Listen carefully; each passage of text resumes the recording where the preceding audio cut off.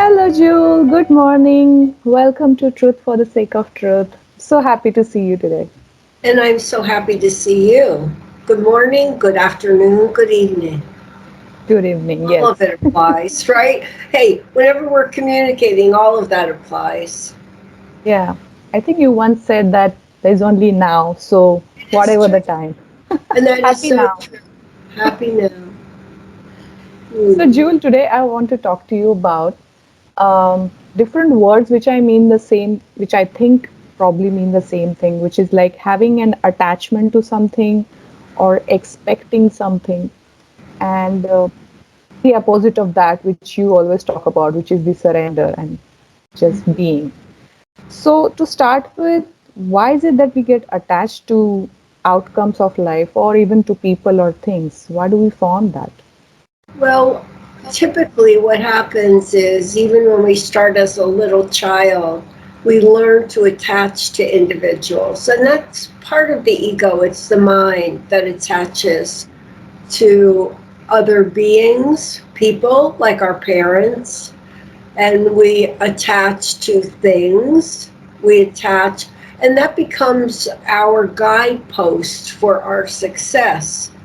So Yeah, if we're attaching to other people, then what we're doing is we're losing sight of the grandness of all that we are. Okay, and we're yeah, putting all of the emphasis on an attachment. I always say this, that we overcome the attachment when there's no dependency, okay, and there's no demands on other people. yeah. We purely love. So is this attachment a learned behavior that we have been taught? Like we just observed other people and we thought this is how, this is what love is, or we have to, do things for other people or expect things from them and be next to them. Exactly right. And what happens, I'll just use my own example. My mother made me very attached to her. Okay? Right. So that became the pure attachment. And instead of teaching me about overcoming and realizing who I am, but you see what happens, Siley, is most of the individuals, and I'm going to include my mom in that, um, we don't look to the self as being the vital aspect of all that we are. We're always looking outside of ourselves. And we're always then looking outside of ourselves for that quotient of success. And Yeah, you know what true success is when yeah. we Knowing, realize the yeah. truth of all that. Yes, that's our Yeah. true success because that's when we have it all. Hmm. So basically, it starts from the misunderstanding that, first of all, we are not the all. We are this limited being, a limited person. And so then we seek externally and get attached to either people or things. Mhm. Well, Yeah. when you think about it as I am the all, but so are you, Hmm. and so is your son, and so is your husband. We all have that capacity. And when we overcome what I call the breaks in mind, we overcome separation and we become one with the whole. Then there's nothing to be attached to because we already have it all. And see, that's what we lose sight of. We're always looking for something in order to pick us up or to keep us standing or to strengthen us. Well, that's all part of the duality frame of reference that we've created. But our truth is that we already have it all. And when I say I am one with the whole of God, because I also see as unconditional love, I also see that as you. And I Hmm. see that whenever anyone comes into my orbit because that's who they are. Their limitlessness is Yeah. already there. It's just that we are not seeing that within ourselves. So, when we talk about attachment to other people, it's very easy to see, okay, I'm getting attached to this person or maybe to thing. But I'm realizing that I also get attached to concepts like, oh, I need to have a purpose or this is what I'm supposed to do. And those ideas, certain ideas that come to our mind, we get attached to those ideas and we start expecting our life in that way.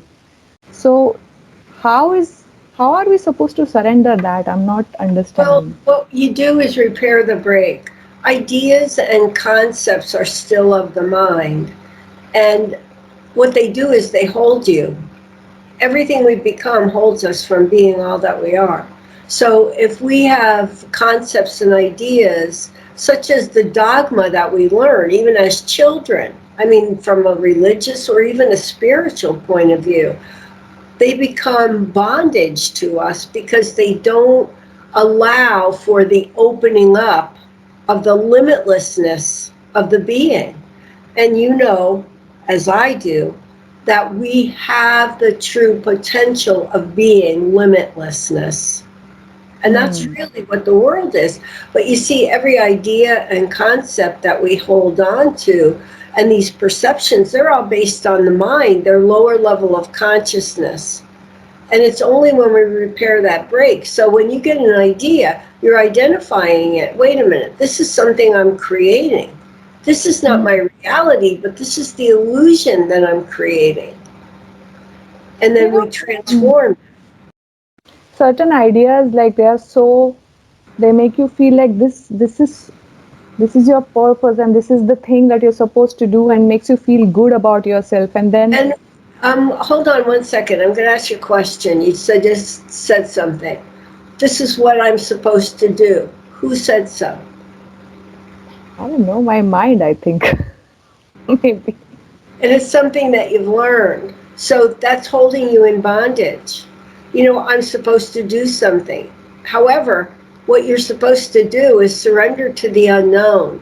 When you surrender to the unknown, what happens is the unknown is made known because you're so free, you're so clear, and it just flows into your world. I just realized you said you're so free and you're clear. And the clarity you're talking about is so different to how people expect clarity in the mind. And you said that word, expectation. Think about that. The expectation, again, is that learned behavior. We have expectations that we've learned that we are expected to do A, B, C, or D. But the only thing is, it's the mind that has the expectation of doing A, B, C, and D. And what we're doing is we're limiting ourselves because beyond is really our truth. It's beyond the mind. And I think you asked me one time, Siley, you said, what happens with the mind when you reach that pure consciousness? It becomes part of it. That's the beauty.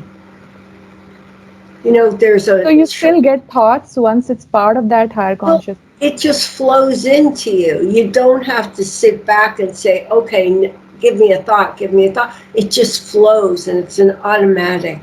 And it's the expression that is so far beyond.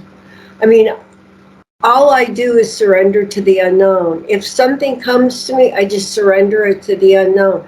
And what will happen in quite short order is something presents itself immediately. Hmm. And it doesn't, it's spontaneous. It just happens. But you That's see, the when we're, manifestation everybody talks about. But I think what people are getting wrong is all the time we are taught that, you're supposed to have complete clarity of what you want in life. And the more clear you are about your goal, the more you're probably going to reach it. And this is so in contrast with you are saying and it's what we are totally talking about. different. And see, that's what we learned, Siley. We learned to have goals. We learned to have agendas. We write. I remember when I was practicing law, every single thing I was doing was in a journal. Hmm. Okay, there was something. Yeah, There was a things to calendar do. of Yeah, some sort, you yeah. know. And what was happening is I was getting to the point in my own insight that I was not reaching a new level and I kept looking outside of myself. Okay. Hmm. I became dependent upon clients, board meetings, and they were what drove me. The thing is, it wasn't real. These were all the illusions that I was creating. because I was resisting my truth. My truth is I am one with the whole. But how do you get there? You have to overcome those attachments. Yeah. We are attached to our goals, to who we are in the world and everything. Like, not, we are basically attached to this life that we have created, this Mm-hmm. entire persona and this life. And as we are stripping away attachments, easier to, get rid of attachments of things that we don't like, people we don't like. Okay, I'm not going to be with this person anymore and all. But who we are itself is an illusion that we have created. And Mm-hmm. getting rid of that attachment is what you say, stripping away the ego parts of it. Yes, it's stripping away of the ego. And really, that's what's happening. And when we're stripping away of the ego, we're really finding out the truth of who we are. And it becomes so clear. And then we sit back and say, oh my God, I spent all my life doing it this way. But you know what? That's what we learned. There are many levels of consciousness. We start out with mere survival, Yeah. okay? Yeah. And then it just keeps expanding. And then we get to the point of being a manipulator because we want to make sure that that attachment never leaves us. That's why people have such a difficult time when their relationship is breaking up. Oh my gosh. Well, Yeah. you know what? In truth, if the relationship goes its separate way, it's the perfection. It's saying, okay, this is creating so that I can move forward and so can the other person. Yeah. And we are already complete, whether we are in relationship or not, whether we have a particular job or whatever. We are always complete. And I guess all these experiences are our opportunities to find out what the truth is about you. Yeah. And, oftentimes you hear you have to have the relationship so that you can determine what it is that is wrong with you or what kind of, how you can work yourself out. But that's not truth. A relationship, a role player will come into your life, but you don't need to have a relationship in order to work yourself out. You can do it on your own.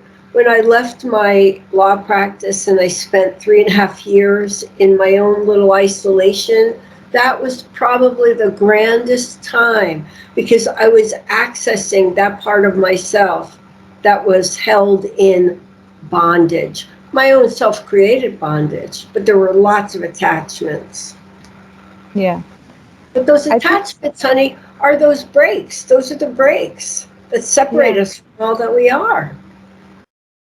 From my experience, yes, role players definitely help you to see the breaks, but you're only able to go beyond once you extricate yourself from all the Exactly. role players and create that space for you to really work on yourself and Yes. heal yourself.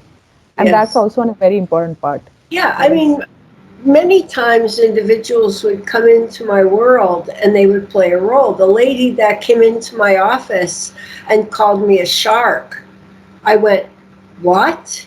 That was probably one of the big turning points in my arena of the Hmm. world because I knew that she was right. That's what I was creating. But she helped me see it. So was it really her that created it or was it me? I But, created that so I could identify it and move beyond. And I did that. but most of the people will take it as an insult and say that she's Yes. wrong and not accept what, and you're saying, I know it was truth. So that itself is a big step ahead. And that's so true, Siley, because individuals have learned to become victims. So if somebody else says something to them, it's them that's Yeah. doing it to you. Well, you know why? Because we've learned to empower others. We allow them to take control over our emotions. This is so amazing because in one way we call ourselves victim and saying, they are saying bad things to us, but actually we are empowering them and taking our power away by saying that, I'm a so victim. You've hurt me. Totally impossible. Forgive them. They know not what they do. I mean, even that, to a certain extent, is a limitation. but at least it's a start to the next step. Yeah, there's nothing Because, to forgive as well. what? There's nothing to forgive also because That's you're not right. unaffected completely. It's exactly. I mean, if there's another individual that's causing you to be affected, who's the creator of that? You are. Isn't it wonderful, though, that we can identify it? That's the infallible way. We have everything that we could possibly need so that we can identify every single one of our breaks that holds us from limitlessness of who we are. All these attachments everywhere. Yeah, I'm seeing them one by one. Yay, Like, I wonderful. come to a point and I'm like, okay, I think now I'm not attached to anything. And then something appears. And then I feel, oh, it's still there, still there. Nice, nice. But you know But what? That's part of it. That's part of the whole realization. Somebody said to me, "What a gift we have." Well, you know what? It's not a gift. It is already who we are. We don't it's have not even a gifts. gift. It's who we Yeah. are. We just have to rise to that level. It's who we are. And we come in here with that, but we never learn it. That's the point. You know, it's like mom saying, no, no, no, no, no. Well, why? Why is that no, no, no, no, no? Hmm. Is it that I'm just going a little bit off the topic, but is it that we purposely come here to learn lessons and all and create these things? Well, I think we've learned to create lessons. Do I think we have to? Yes, you know what? The only reason why is because we don't know any different. So we figure we've got to learn lessons A, B, C, D, and E in order to reach the next pinnacle. But you know what? The truth is already in us. It's already who we are. I guess, But and but once we start realizing that we don't need any lessons, then well, it's just you already know, by that time the lessons will be totally gone. I don't. gone. I immediately thought that they were lessons, and then I thought, no, you nut, you knucklehead, you're the one that's creating this. You're creating these. These are your perceptions. These are not real. These are the illusions that we create. Now, what do we do with illusions? We transform them into reality, and we do that by we transform the energy of resistance to pure love. Pure love. Love, I think love is like it's Ah, so powerful and it's so beyond the ego or the mind or anything that it just like melts everything. it's the It's just that answer. yeah, It's it the is. answer. And it Because when you can immediately be, kind of envelops you into that yeah, and warm, where does it begin, Siley? Where does love begin? yeah, in our hearts. And then when you see other people, you unconditionally love them. And it's the pure love. And that's what builds into Yeah. forever. Yeah. Wow. Feeling amazing. I Hmm. think this was so beautiful because the attachments, I think, is one of the attachment itself is an enough lesson or enough to understand that we have to get rid of all attachments to become the freer that we Right, already are. right. But Well, yeah, that's one of the biggest issues with the human being because we come in here and we're attached. We're attached to family. And you know what? Relationships with others is pure when your consciousness is pure. I yeah, mean, I used to have relationships with family members just because they were family members and finding out that why am I with this person? There's not a thing that connects mm, us. When I finally got to a place of pure unconditional love, that person either went away or came back in response to that pure love. yeah. This was very critical because in India, family is given like the highest priority that you must have great relationship amongst your family, even the extended family, and it becomes more of a mind obligation than Yes. true loving connection. And I did notice that when I was in India. Yeah, It's much more significant, it those is. relationships. Yeah, They all really play roles interesting. for each other and get create a lot of bondages, and it's a huge experience for everyone here. But I think what you said is very critical, that you are simply attached because they are part of your family, but are you really expressing the true love? And if you are, you'll allow the person to move away or be Exactly. connected in love, whatever is required. Exactly. Exactly right. Wow, Perfect. that's the perfect freedom. Mm. And that is freedom. The truth is pure freedom. Thank you so much, Jewel. Thank you for So this beautiful to beautiful see you session. always. I love you. I love Give you too. everyone I'll in talk to you India, soon. give hugs for me. Hugs from me too. Bye bye.